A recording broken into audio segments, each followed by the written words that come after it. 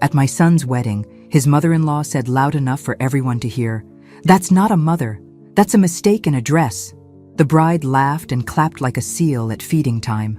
But my son didn't laugh. He stood up, called off the wedding in front of everyone, and did something that destroyed their family fortune the next day. Where are you watching from today? Drop your location in the comments below and hit that like and subscribe button. Now let me tell you how we got to this beautiful disaster, because honey, this story is about as sweet as revenge gets. 6 months before that glorious train wreck of a wedding, I was living my quiet little life in Cedar Falls, Iowa, thinking my biggest problem was whether to plant tulips or daffodils in my front garden. At 62, I'd perfected the art of being exactly what people expected. A widow living comfortably on my late husband's pension, driving my sensible Honda Civic, and making casseroles for church potlucks. What they didn't know was that my modest lifestyle was about as real as Jessica's future marriage was going to be. My son Tyler had been dating this Jessica Walsh for 8 months, and I'd met her exactly twice before she started planning their engagement, like she was organizing a military invasion. The first time was at Tyler's birthday dinner, where she spent the entire evening photographing her salad for something called Instagram, while asking me pointed questions about my financial security as I aged. Charming girl, really. The second meeting was when she brought her mother, Patricia Walsh, to get to know Tyler's family better. Patricia swept into my modest little house like she was touring a homeless shelter, making helpful suggestions about updating my decor and asking if I'd considered downsizing to something more manageable. Meanwhile, Jessica was in my kitchen opening cabinets and drawers like she was conducting a home inspection. "Mrs. Henderson," Patricia had said, settling into my late husband's recliner like she owned it. "We're just so thrilled that Tyler found someone who understands the importance of family support systems." She smiled that sharp little smile that wealthy women perfect by age 40. "It's wonderful when older family members can contribute what they can, even if it's just emotional support." I nearly choked on my tea. Here I was, being patted on the head like a good little grandmother who might be useful for babysitting someday. If she only knew that I'd been watching my stock portfolio grow for the past 15 years, while she was probably spending her husband's money on whatever rich wives buy to fill their empty days. Tyler, bless his heart, was completely oblivious to the undercurrents. He was so in love, he couldn't see that Jessica looked at our family like we were a charity case she'd graciously adopted. And honestly, I was almost impressed by her performance. The girl had studied us like we were a science project, determined to figure out exactly how much we were worth and how she could best manage us. But here's what Jessica and her delightful mother didn't understand about small-town Iowa widows. We didn't survive the farm crisis, 3 recessions, and various family dramas by being stupid. We just let people think we are, because it's amazing what folks will say when they think you're harmless. The engagement announcement came in November, and with it, Jessica's first real mistake. She called me personally to share the wonderful news, and to let me know they'd already booked the Walsh family estate for a June wedding. Not asking if June worked for our side of the family, mind you, just informing me of the decision they'd made. "Mrs. Henderson," she gushed over the phone, "we're so excited to make Tyler a part of our family. The Walsh estate can accommodate 300 guests easily, and Mother has already spoken to the florist about the arrangements. Of course, we understand that your side of the family might be more modest in their expectations." I made appropriate grandmother noises while mentally calculating exactly how modest Jessica was about to discover my expectations could be. Because, you see, my dear soon-to-be daughter-in-law had made one crucial error in her research about Tyler's family background. She'd never asked about my maiden name.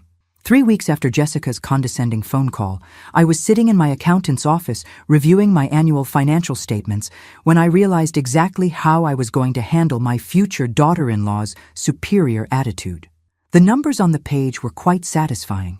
15 years of careful investing had turned my husband's modest life insurance payout into something considerably more substantial than anyone in Cedar Falls suspected. "Mrs. Henderson," my accountant Robert Chen said, adjusting his glasses as he reviewed my portfolio, "you've done remarkably well with these investments. Your current net worth has reached $3.8 million. I smiled and nodded like this was routine information, but inside I was doing a little victory dance. My late husband Jim had always said I had a good head for numbers, and apparently he'd been right. While everyone assumed I was living on his pension and Social Security, I'd been quietly building a fortune that would have made Jessica's mother soil her designer panties. The plan started forming in my mind like a beautiful, terrible flower blooming in spring. Tyler called that afternoon, voice bright with excitement. "Mom, Jessica's parents want to meet you properly before the wedding. They're planning a little dinner party next weekend. Nothing fancy, just immediate family." "How lovely," I said, already imagining what I'd wear to this nothing fancy dinner party. "Will it be at their home?" "Their estate, actually. Jessica says it's been in the family for generations. I guess they have quite a bit of property out in West Hills." Tyler paused. "Mom, I should probably mention that the Walshes are, well, they're pretty wealthy. Jessica's dad owns several businesses, and her mom comes from old money. I don't want you to feel uncomfortable or anything." Sweet boy. He was actually worried about me feeling out of place among rich people. If he only knew that I'd been getting investment advice from the same financial advisors who managed portfolios for half the wealthy families in Iowa. "I'm sure I'll be fine, dear," I assured him. "I'll just be myself." And that was exactly what I intended to do. The Walsh estate turned out to be one of those sprawling colonial mansions that screamed, "My great-grandfather made this fortune during the Industrial Revolution, and we've been coasting on it ever since." The circular driveway could have parked a dozen cars, and the front garden looked like something from a magazine spread about gracious living. I pulled up in my Honda Civic behind Tyler's modest Toyota, both of us looking like we'd gotten lost on the way to the servants' entrance. Jessica emerged from the front door wearing what I suspected was a $500 cocktail dress. Her smile so bright it could have powered the house's exterior lighting. "Mrs. Henderson," she called, air-kissing me like we were long-lost relatives. "Welcome to our family home. Mother and Daddy are so excited to meet you properly." The interior was all marble floors, crystal chandeliers, and the kind of furniture that costs more than most people's cars. Patricia Walsh glided down the grand staircase, wearing pearls that probably cost more than Tyler's annual salary, her husband Gordon trailing behind like a well-dressed shadow. "Margaret," Patricia said, taking my hands like she was blessing me with her touch. "How wonderful to finally have a proper visit. Jessica has told us so much about Tyler's family." I'll bet she had. Dinner was served in a dining room that could have seated 20 people comfortably, though it was just the 6 of us around one end of their mahogany table. The conversation flowed like expensive wine, with Patricia and Gordon sharing stories about their recent trip to Europe, while Jessica hung on every word like they were recounting the secrets of the universe. "We just adore traveling," Patricia explained, cutting into what I suspected was very expensive steak. "Last year we did the Mediterranean, and this spring we're planning something special for Gordon's 60th birthday. Perhaps a private villa in Tuscany." "How lovely," I said, taking a sip of wine that probably cost more per bottle than most people spend on groceries in a week. "Travel is so broadening." Jessica leaned forward eagerly. "Mrs. Henderson, Tyler mentioned you've never been outside the Midwest. We were thinking that after the wedding, you might enjoy visiting us when we take trips, as family." The condescension was so thick you could have cut it with the silver butter knife sitting beside my plate. Here they were, generously offering to include the poor little small-town grandmother in their glamorous lifestyle, probably expecting me to weep with gratitude at their charity. "That's very thoughtful," I replied, wondering how they'd react to learning that I'd been considering buying a vacation home in Florida with my investment returns. But the real show began when Gordon started talking about his business empire, 3 car dealerships, 2 restaurants, and what he called various other investments that were apparently doing quite well. He had that particular swagger that wealthy men get when they're showing off for someone they consider beneath them, explaining market strategies and business principles like he was teaching a kindergarten class. "The key to success," he informed me, gesturing with his wine glass, "is understanding that money makes money. Most people never figure that out. They work for wages their whole lives instead of making their capital work for them." I nodded thoughtfully, as if this was the first time I'd ever heard such wisdom, while mentally calculating that my portfolio had probably outperformed his various investments by at least 15% over the past 3 years. That's when Patricia delivered the line that sealed their fate. "Margaret, dear," she said, her voice dripping with fake sweetness. "I hope you don't feel intimidated by all this wealth. We want you to know that we don't expect Tyler's side of the family to contribute equally to the wedding expenses. We understand your limitations." The silence that followed was so complete you could have heard a pin drop on their precious marble floors. The moment Patricia Walsh finished explaining my limitations to me, I felt something shift inside my chest. It was like a door slamming shut on the last 15 years of playing the humble widow, and another door opening onto something much more interesting. "How considerate of you," I said, setting down my wine glass with what I hoped was appropriate gratitude. I wouldn't want to overextend myself financially. Tyler looked mortified, and I almost felt sorry for him. The poor boy had no idea he was about to become collateral damage in what was shaping up to be the most educational experience the Walsh family had ever encountered. Jessica jumped in quickly, probably sensing the temperature drop in the room.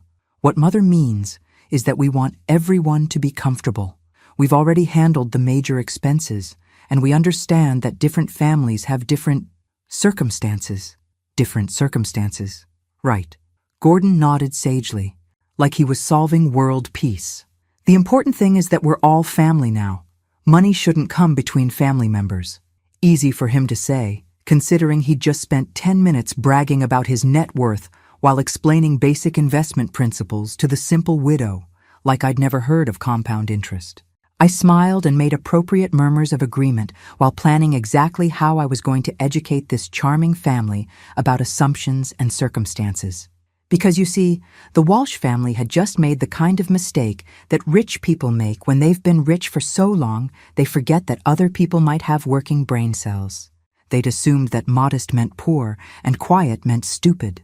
After dinner, Patricia insisted on giving me the full tour of their family home, which was really just an opportunity to show off their art collection, their library full of leather-bound books that had probably never been opened, and their master bedroom suite that was larger than my entire downstairs. "The house has been in Gordon's family for 4 generations, she explained, running her fingers along the marble mantelpiece in their living room. "We've updated it considerably, of course, but we've maintained its historical character." "It's beautiful," I said honestly, because it really was. "You must feel very fortunate to have such a legacy." "Oh, we do," Jessica chimed in. "It's part of why Gordon and I are so committed to family traditions. We want Tyler to understand what it means to be part of something substantial, something that lasts." The message was clear. Tyler was marrying up, way up, and his little corn-fed family should be appropriately grateful for the elevation in social status. That's when I decided to start phase 1 of what I was already thinking of as Project Education. "Jessica, dear," I said, "I hope you won't think I'm being presumptuous, but I'd love to contribute something special to your wedding. Perhaps the rehearsal dinner? I know it's traditional for the groom's family to handle that." The 3 Walshes exchanged quick glances.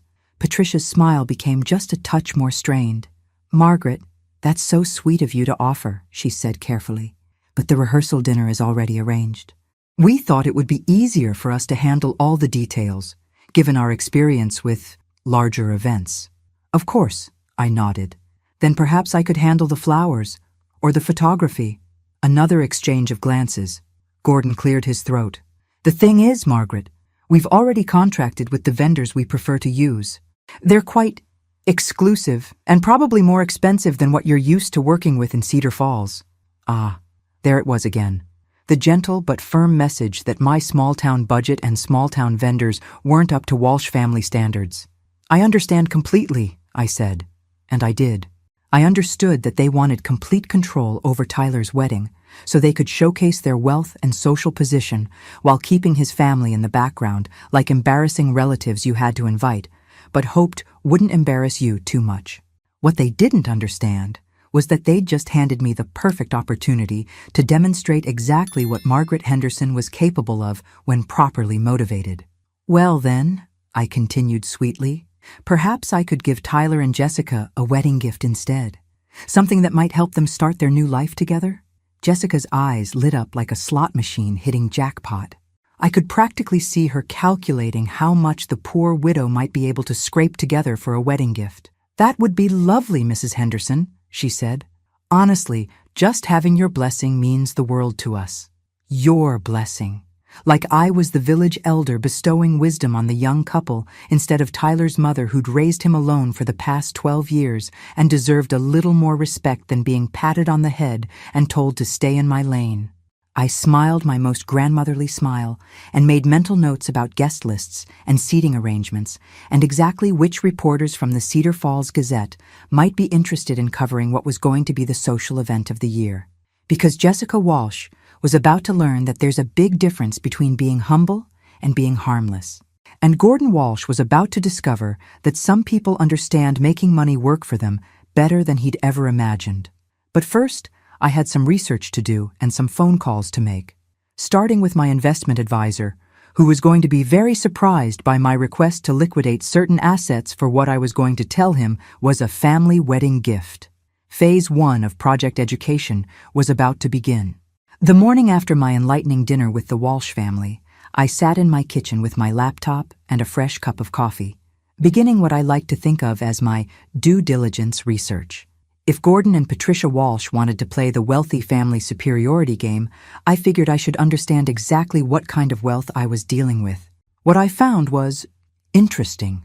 The Walsh family business empire, while impressive sounding, was built on some surprisingly shaky foundations. Gordon's 3 car dealerships were heavily leveraged, with 2 of them showing declining sales over the past 18 months. His restaurants had mixed reviews and what appeared to be significant debt. The various other investments he'd bragged about seemed to consist mainly of some rental properties and a small stake in a local shopping center that was losing tenants to the new mall outside town. The house, while beautiful, was mortgaged to roughly 70% of its current value. Patricia's old money appeared to be more like old debts. Her family's fortune had been significantly reduced by her father's gambling problems and her brother's series of failed business ventures. The Walsh family was wealthy, certainly wealthier than most people in our area, but they were what my financial advisor would call house rich and cash poor. They had assets, but they also had substantial monthly obligations and what appeared to be a lifestyle that required constant cash flow to maintain. This information made me smile in a way that probably wasn't very Christian, but I'd stopped worrying about being perfectly Christian around the time Patricia Walsh explained my limitations to me. I called Tyler that afternoon to check in about wedding plans and to fish for a little more information about his future in-laws. "Mom, I have to ask," Tyler said after we'd covered the basics about guest lists and menu choices. "You seemed a little quiet at dinner last night. Is everything okay? I know the Walshes can be overwhelming. Overwhelming. That was one way to put it. They seem like lovely people," I said carefully. "Very successful. Jessica's lucky to have grown up with such advantages." "Yeah, it's pretty intimidating sometimes," Tyler admitted. "Gordon's always talking about business deals and investment strategies. I feel like I need to take a finance class just to keep up with the conversation." "Has Jessica talked about your plans after the wedding? Where you'll live, career goals, that sort of thing?" Actually, Gordon offered me a position at one of his dealerships, sales manager, with the possibility of working my way up to part ownership eventually. "It's a huge opportunity, Mom. Way better than anything I could get with my current experience." I felt a chill run down my spine. Of course, Gordon had offered Tyler a job. Nothing like having your son-in-law financially dependent on you to ensure family loyalty. "That sounds generous," I said. "It is. Jessica says her dad really likes me, that he sees potential in me. The only thing is, the salary is mostly commission-based to start. And they want us to move closer to town so I can be available for weekend sales events and evening customer appointments." "Closer to town?" "Yeah, they found this apartment complex about 20 minutes from the dealership. Jessica says it's really nice, and since I'd be making more money eventually, we can afford the higher rent. Eventually. Always eventually. With people like the Walshes." Meanwhile, Tyler would be working for commission, living paycheck to paycheck and completely dependent on Gordon's continued goodwill for his financial survival. "Have you signed anything yet?" I asked. "Not yet. Gordon wants to wait until after the wedding to make it official. He says it's bad luck to mix business with family celebrations. Or maybe Gordon wanted to make sure the wedding happened before he locked Tyler into an employment contract that would give him complete control over my son's future. That evening, I called my investment advisor with a very specific request. "Robert," I said, "I want to liquidate $500,000 from my portfolio. I know that's a significant chunk, but I have something important I want to do with it." There was a long pause. "Margaret, that's quite a substantial withdrawal. What did you have in mind? We've talked about being careful with large expenditures that might impact your long-term security." "Don't worry," I assured him. "This is an investment in my son's future. I want to give Tyler and his fiancée a wedding gift that will really set them up for success." What I didn't tell Robert was that the gift was going to set them up for success in ways that Jessica and her family would never see coming. Because while the Walsh family had been busy being condescending and superior, I'd been researching more than just their financial situation. I'd also been looking into Gordon's business practices, his competitors, and the local commercial real estate market. And I'd found something very, very interesting. The shopping center that Gordon owned a small stake in? It was about to be sold to a development company that wanted to tear it down and build a new medical complex. The sale would happen in approximately 8 months, and current investors stood to make about 300% return on their investments. But the development company was still looking for additional investors to help fund the purchase. Investors with ready cash and a willingness to move quickly. The kind of investors who might want to buy out smaller stakeholders like Gordon Walsh before the big payday arrived. I spent that entire evening on the phone with lawyers and business managers, putting together what was going to be Tyler's wedding gift and Jessica's education in the difference between appearing wealthy and actually being wealthy. Phase 2 of Project Education was about to get very interesting. 2 weeks before the wedding, I was sitting in my lawyer's office reviewing papers that would have made Gordon Walsh very, very nervous if he'd known they existed. But Gordon was too busy basking in his role as the generous father-in-law, giving Tyler his big break in the car business, to pay attention to what Tyler's humble, small-town mother might be doing with her time. "Everything is in order, Margaret," my attorney Sarah Mitchell said, sliding the documents across her desk. "The investment company is legally established, Tyler is listed as the primary beneficiary, and the initial funding is confirmed. Are you absolutely sure about this strategy?" I looked at the papers that would transfer my son from Gordon Walsh's employment trap into complete financial independence. "And I've never been more sure of anything in my life, Sarah. I've spent 15 years watching my investments grow, while people assumed I was just another widow living on Social Security and casseroles. I think it's time Tyler learned that his mother isn't quite as helpless as everyone believes." The plan was beautifully simple. Instead of Tyler taking Gordon's commission-based job at the dealership, he would become the managing partner of Henderson Investment Properties, a company that would purchase Gordon's stake in the shopping center development project, along with several other strategic investments that I'd been monitoring for months. Tyler would start his married life not as Gordon's financially dependent employee, but as a businessman with enough capital to buy and sell Gordon Walsh's entire empire twice over. The wedding gift would be presented as a modest check that Tyler and Jessica could use for whatever they wanted. Maybe a down payment on a house, maybe some furniture, maybe a nice honeymoon. Nothing that would alarm the Walsh family or make them suspicious. What they wouldn't know until several months after the wedding was that the modest check would be backed by a business structure that would make Tyler independently wealthy within 2 years. But first, I had a rehearsal dinner to attend. The Walsh family had indeed handled all the details for the rehearsal dinner, which was being held at the country club where Patricia and Gordon were members. The guest list was small, just immediate family and the wedding party, which meant I would be spending the evening being graciously tolerated by people who considered me a charity case. I spent considerable time choosing my outfit for this particular performance. Nothing too expensive looking, nothing that would contradict my carefully maintained image as the modest widow, but something nice enough to show that I was making an effort to fit in with their standards. I settled on a simple navy dress from a nice department store, paired with my grandmother's pearl necklace, the one real piece of jewelry I wore regularly, because it looked appropriately sentimental and modestly valuable. What none of them knew was that I'd had those pearls appraised years ago, and they were worth approximately $15,000. My grandmother had excellent taste in jewelry, even if she'd lived modestly, just like her granddaughter. The country club was exactly what I'd expected, all polished wood and leather chairs, and the kind of understated elegance that screamed, "We have so much money, we don't need to prove it." Patricia had reserved the private dining room, and the table was set with china that probably cost more than most people's cars. I arrived precisely on time, carrying a modest gift bag containing a picture frame I'd purchased specifically for this occasion. Nothing too expensive, nothing that would seem presumptuous, just something appropriate for the mother of the groom to give to the happy couple. "Margaret!" Jessica squealed. Jessica, air kissing me like we were the closest of friends. "You look lovely. That necklace is so vintage." Vintage. Right. "Thank you, dear," I said, handing her the gift bag. "Just a little something for you and Tyler to remember this special time."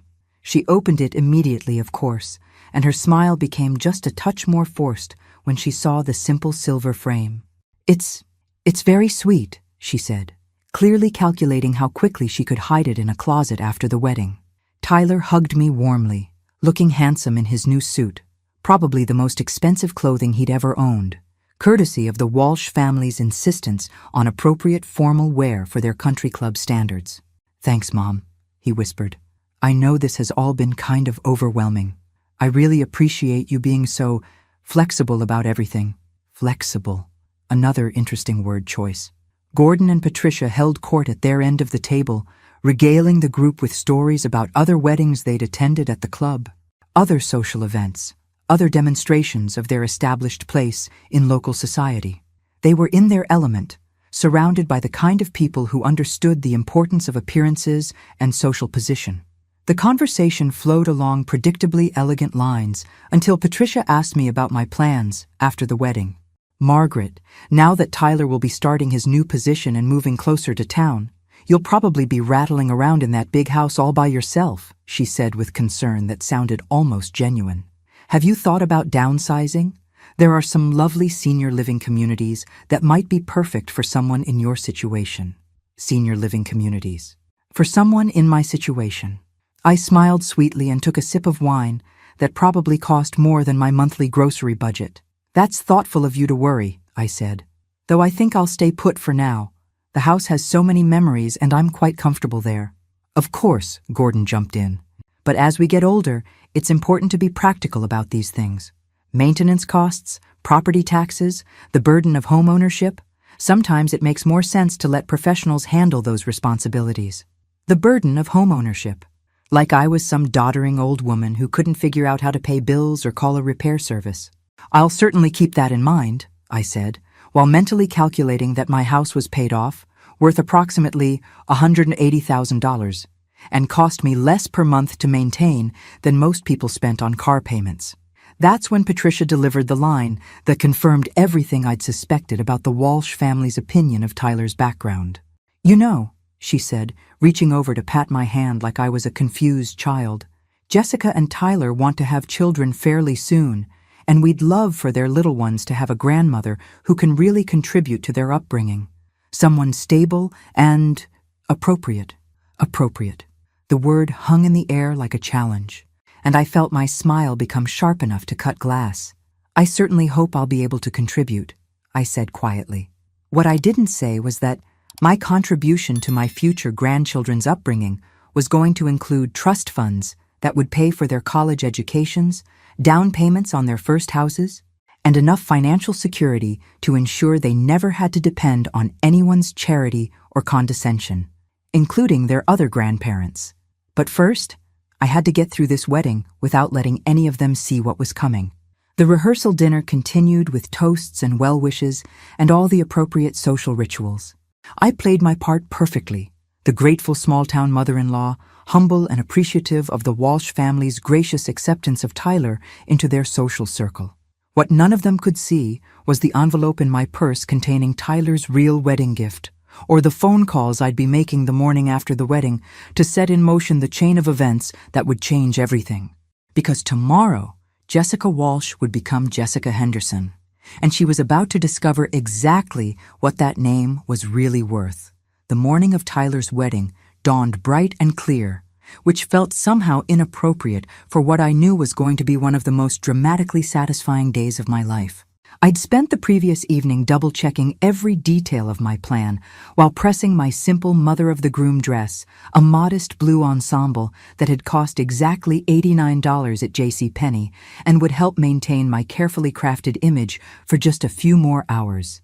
What the Walsh family didn't know was that I'd spent the past week making phone calls that would fundamentally alter their financial landscape. But first, I had to survive this wedding without laughing out loud at the sheer audacity of people who thought they could patronize Margaret Henderson and get away with it. I arrived at the Walsh estate at 10 in the morning, as requested, carrying a wedding card containing what appeared to be a modest check for $5,000.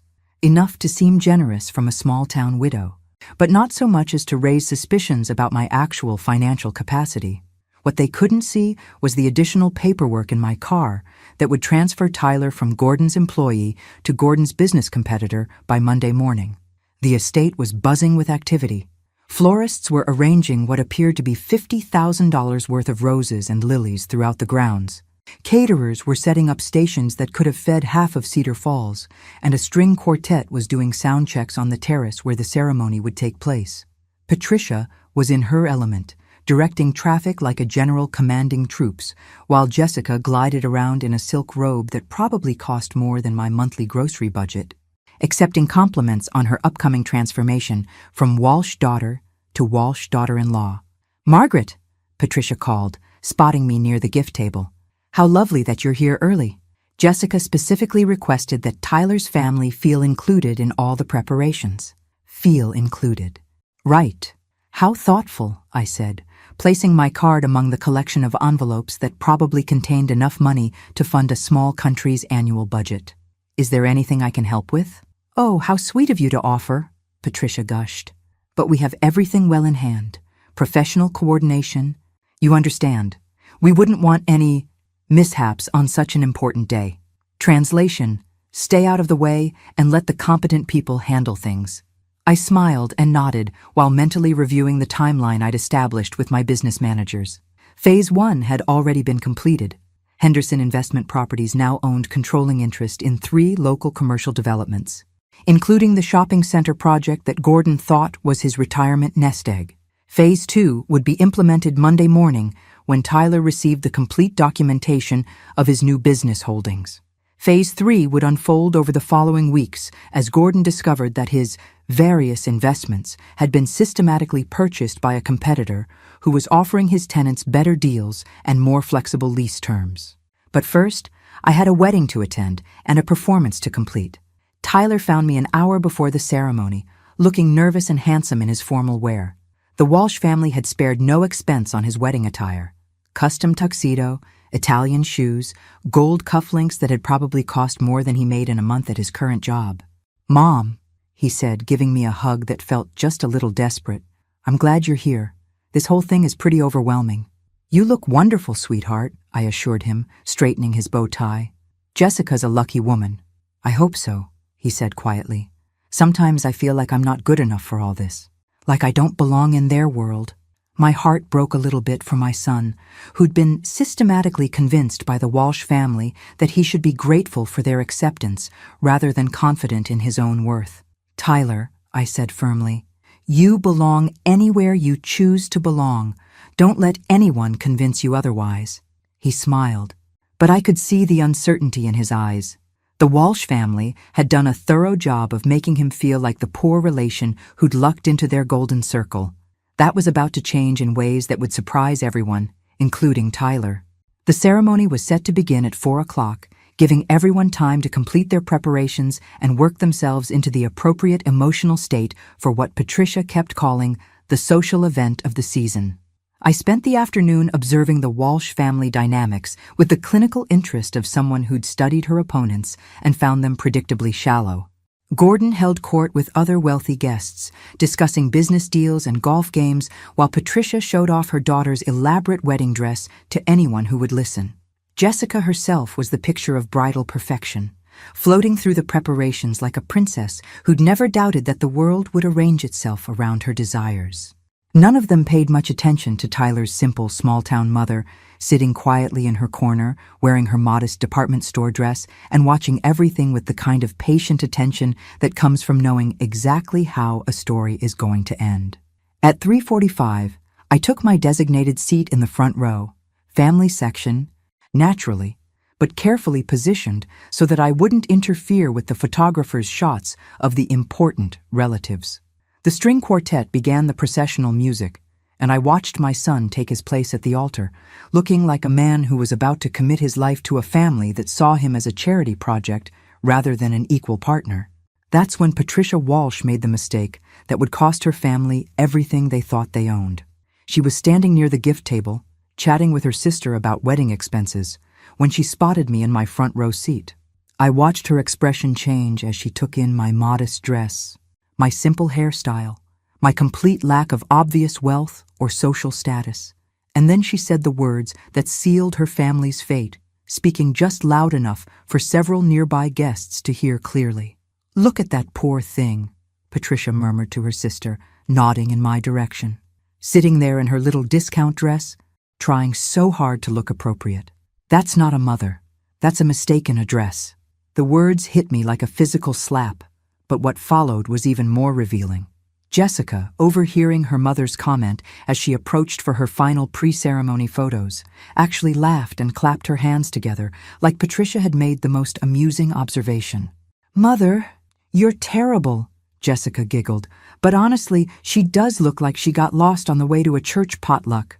That's when Tyler, who had been adjusting his boutonniere nearby, went completely still. I watched my son's face change as he processed what his bride and future mother-in-law had just said about his mother. The uncertainty disappeared, replaced by something much harder and more determined than I'd ever seen in his expression. And that's when I knew that maybe, just maybe, I'd raised him right after all. What happened next unfolded like a beautiful, terrible flower blooming in fast motion. Tyler walked away from the altar, his face set in an expression I'd never seen before, and headed straight for the microphone that had been set up for the ceremony readings. The string quartet faltered to a stop as Tyler tapped the microphone, the sound echoing across the elaborately decorated terrace where 200 guests had gathered to witness his wedding. "Ladies and gentlemen," Tyler said, his voice carrying clearly across the stunned silence, "I need to make an announcement." Jessica, still holding her bouquet and wearing her $15,000 dress, looked confused rather than alarmed, like this was some kind of romantic surprise she hadn't been informed about. "Tyler, darling," she called out, her voice bright with artificial cheer. "What are you doing? The ceremony is supposed to start." He looked at her for a long moment, and I saw something die in his expression. "Jessica," he said into the microphone, "5 minutes ago, I heard you and your mother discussing my mother's appearance. You called her a mistaken address and laughed about how she looked like she got lost on the way to a church potluck. The silence that followed was so complete you could have heard a pin drop on the marble terrace. Jessica's face went white, then red, then white again as she realized that half of Cedar Falls' social elite had just heard her exposed as the petty, cruel person she actually was. "Tyler, that wasn't, we were just," she stammered, but he held up his hand to stop her. "My mother," Tyler continued, his voice getting stronger, "raised me alone after my father died. She worked 2 jobs to put me through college, never complained, never asked for anything in return, and has been nothing but gracious and supportive about this wedding, despite being treated like an unwelcome charity case by your family." Patricia tried to interrupt, rushing toward the microphone, but Tyler stepped away from her reach and kept talking. "I just realized that I can't marry someone who would mock my mother, and I can't join a family that thinks cruelty is entertaining," he said. "So I'm calling off this wedding, right here, right now." The gasp that went up from the assembled guests sounded like a collective intake of breath before a scream. Jessica dropped her bouquet and lunged toward him. "Tyler, you can't be serious. You're ruining everything over a stupid comment?" "I'm serious," he said quietly, removing his boutonniere and setting it on the gift table. "And it wasn't a stupid comment. It was who you really are when you think no one important is listening. That's when Gordon Walsh made his own crucial mistake." He stepped forward, his face red with embarrassment and rage, and pointed a finger at Tyler like he was disciplining a disobedient employee. "You ungrateful little nobody," Gordon snarled. "We've given you everything. A job, a future, acceptance into our family, and this is how you repay us? By humiliating my daughter in front of our friends?" Tyler looked at him with something that might have been pity. "Mr. Walsh," he said, "you've given me a commission-based job that would have made me financially dependent on your goodwill for the rest of my life. That's not generosity. That's control." I felt pride swell in my chest as I watched my son stand up to people who'd spent months making him feel small and grateful for their attention. But Gordon wasn't finished. "Control?" He laughed harshly. "Son, you have no idea what control looks like. You just threw away the best opportunity you'll ever get. You think you can do better than my family?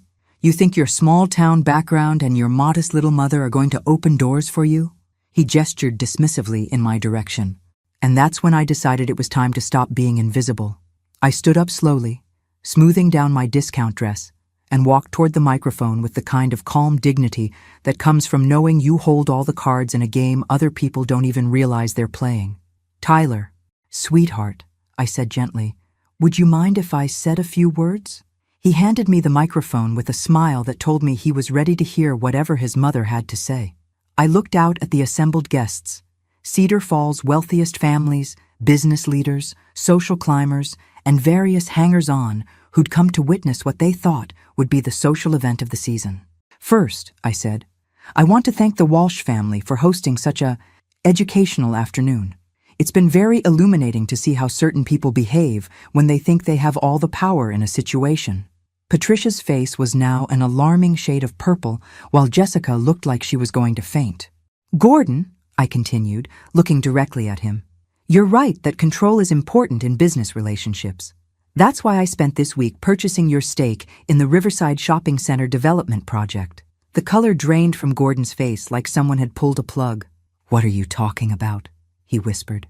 "I'm talking about Henderson Investment Properties," I said pleasantly, "which now owns controlling interest in several local commercial developments, including the one you've been counting on for your retirement funding."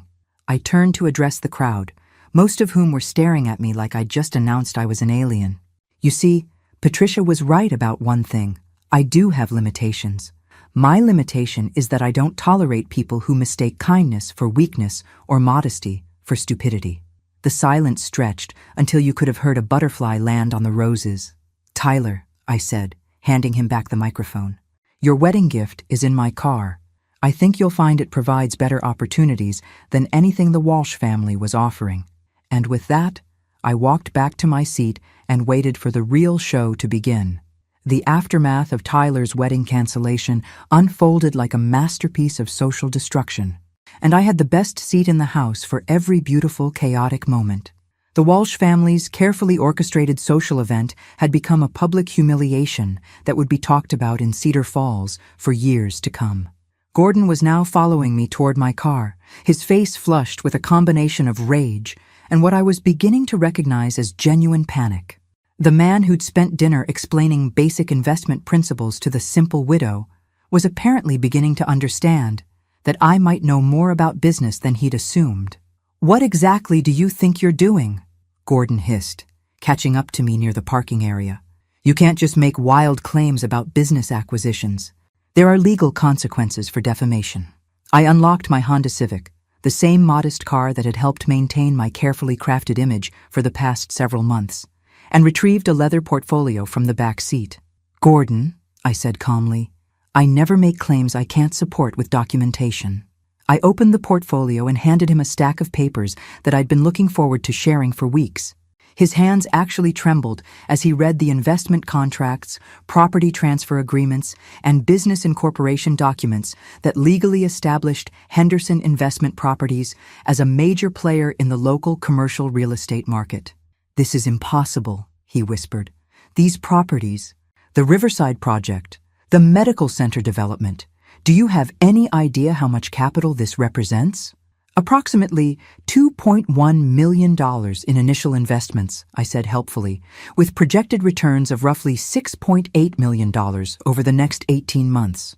Though I suppose that depends on how current property owners negotiate their exit strategies." The implications hit him like a freight train. Not only had I purchased his stake in several developments, I'd positioned myself to control whether his remaining investments would be profitable or worthless. Tyler had approached during this conversation, still wearing his wedding tuxedo, but looking more confident than I'd seen him in months. "Mom," he said quietly, "what exactly is Henderson Investment Properties?" "It's your wedding gift, sweetheart," I said, handing him a separate folder from my portfolio. "Congratulations, you're now the managing partner of a business that owns more commercial real estate than Gordon's entire empire." Tyler's mouth fell open as he scanned the documents that legally transferred him from Gordon Walsh's potential employee to his business competitor. "I don't understand," Tyler said. "Where did this come from? How did you—" "Honey," I said gently, "your father's life insurance policy was $200,000. I've been investing it for 15 years while everyone assumed I was living on Social Security and church casseroles. Compound interest is a wonderful thing when you're patient and strategic about it." Gordon made a strangled sound that might have been an attempt at speech. "You mean," Tyler said slowly, "you've been pretending to be poor this whole time?" "Not pretending to be poor," I corrected. "Living modestly while building wealth quietly. There's a difference between having money and showing off money, though some people never learn that distinction." I looked meaningfully at Gordon, who was still clutching the business documents like they might disappear if he let go. "The beautiful thing about real estate investment," I continued conversationally, "is that it's not just about buying properties. It's about understanding market timing, development potential, and strategic positioning. For instance, did you know that the medical center development is expanding faster than originally projected?" Gordon's face went ashen. "What does that mean?" "It means they need more commercial space than they initially calculated. They're actively looking to buy out smaller investors at premium rates to accelerate their development timeline." I smiled, the kind of smile that probably wasn't very grandmotherly. Of course, Henderson Investment Properties is in a position to negotiate those buyout terms on behalf of all current investors. Being the majority stakeholder does have its advantages. That's when the full scope of Gordon's situation became clear to him. Not only had I bought his stake in the developments, I was now in position to control the sale terms that would determine whether his remaining investments made him money or cost him everything. "What do you want?" he asked, and for the first time, his voice held none of the condescending superiority I'd been hearing for months. "Want?" I laughed. "Gordon, I don't want anything from you. I never did. You and your family assumed I needed your acceptance, your financial opportunities, your social approval. But the truth is, I was perfectly happy before Jessica decided Tyler needed to be elevated to Walsh family standards." Tyler was reading through his business documents with an expression of growing amazement and pride. "Mom," he said, "this is incredible. But why didn't you tell me? Why did you let the Walsh family treat you like a poor relative they were generously tolerating?" I finished. "Because, sweetheart, sometimes the best way to deal with people who judge others by their bank accounts is to let them reveal exactly who they are when they think they have all the power." That's when Patricia Walsh appeared at Gordon's shoulder, having finally worked up the courage to follow her husband's confrontation with the woman she'd called a mistake in a dress. "Margaret," she said, her voice strained with the effort of maintaining politeness, "surely we can discuss this situation like reasonable adults. There's been a misunderstanding." "Has there?" I asked. "What exactly was I misunderstanding when you explained my limitations to me? Or when you suggested I might need senior living assistance? Or when you told me I wasn't appropriate to be a grandmother to Tyler and Jessica's future children?" Patricia opened her mouth, then closed it again without speaking. "The only misunderstanding," I continued, "was your assumption that modest meant powerless and quiet meant stupid." I gathered my papers and closed the portfolio with a satisfying snap. "Tyler," I said, "your business managers will contact you Monday morning to walk you through your new responsibilities as managing partner. I think you'll find the position offers better advancement opportunities than anything the Walsh family had planned for you." As Tyler and I walked back toward my Honda Civic, I could hear Gordon and Patricia having what appeared to be an urgent, whispered argument about damage control and financial implications. But the real consequences of their assumptions were just beginning to unfold. Monday morning arrived with the kind of crisp autumn clarity that made everything seem possible, and I was sitting in my kitchen with a cup of coffee and the Cedar Falls Gazette when my phone started ringing.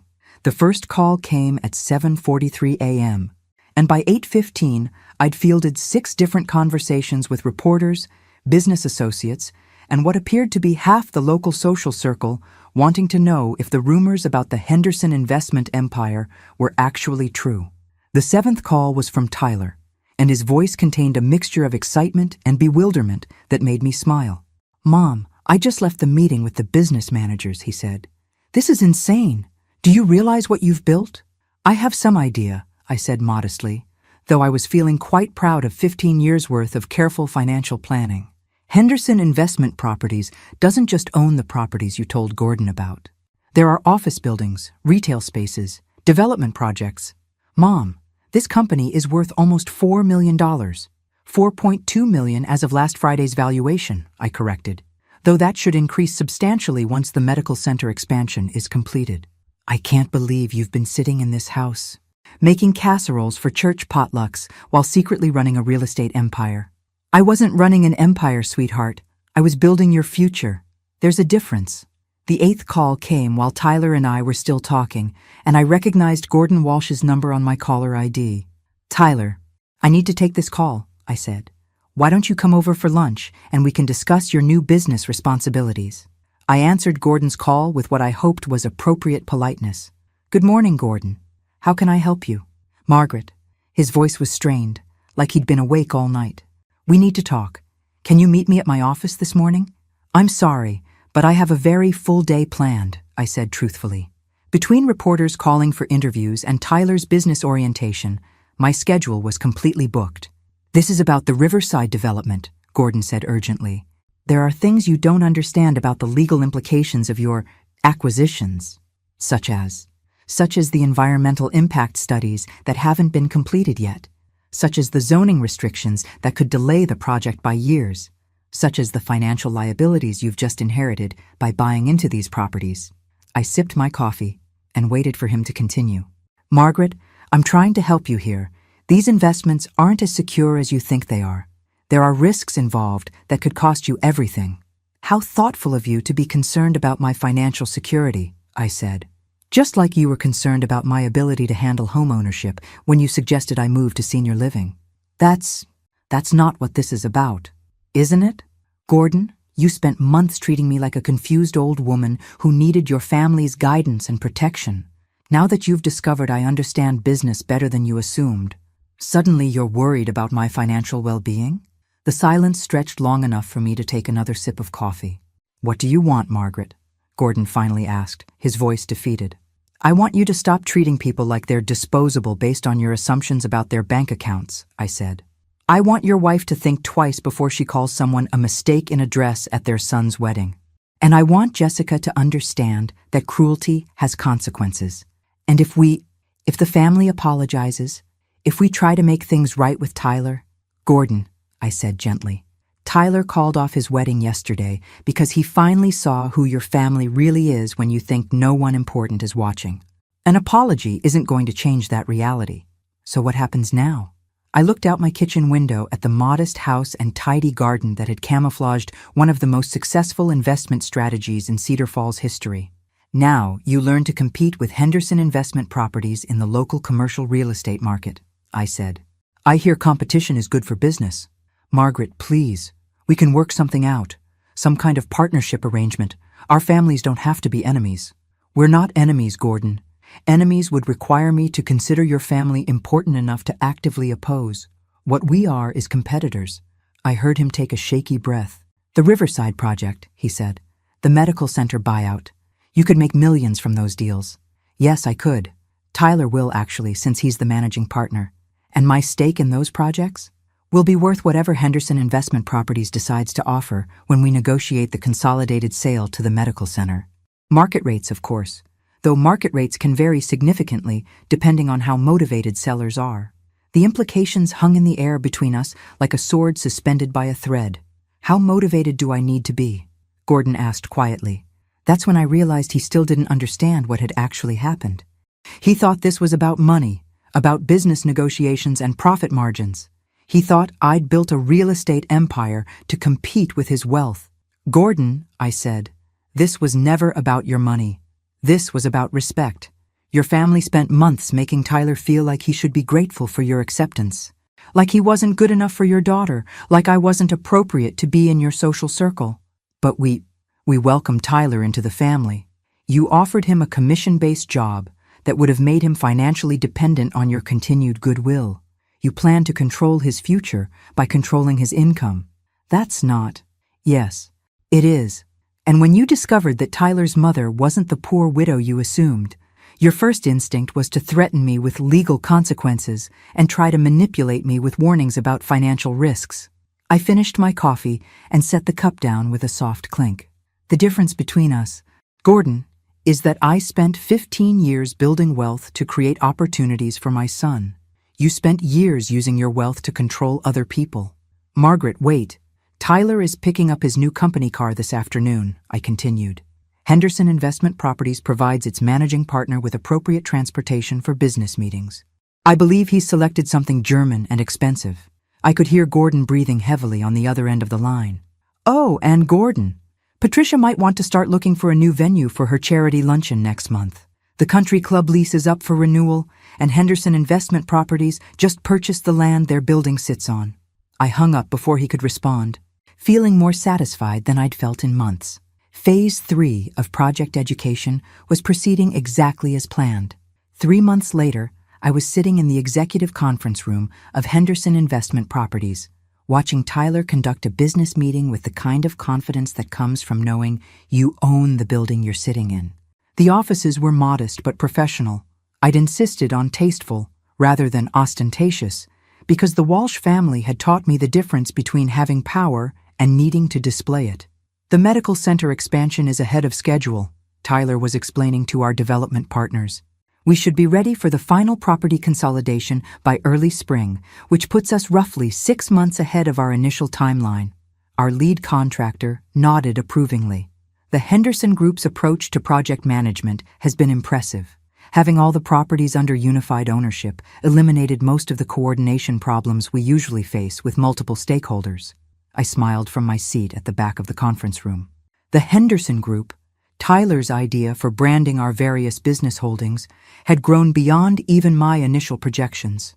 What had started as my revenge against the Walsh family's condescension had evolved into a legitimate business empire that was transforming commercial development in our area. Mrs. Henderson, the contractor continued, your initial vision for coordinated development has saved us approximately 18 months of negotiation and permitting delays. The efficiency gains alone have increased the project's profitability by roughly 30%. Thank you, I said, though Tyler deserves the credit for implementation.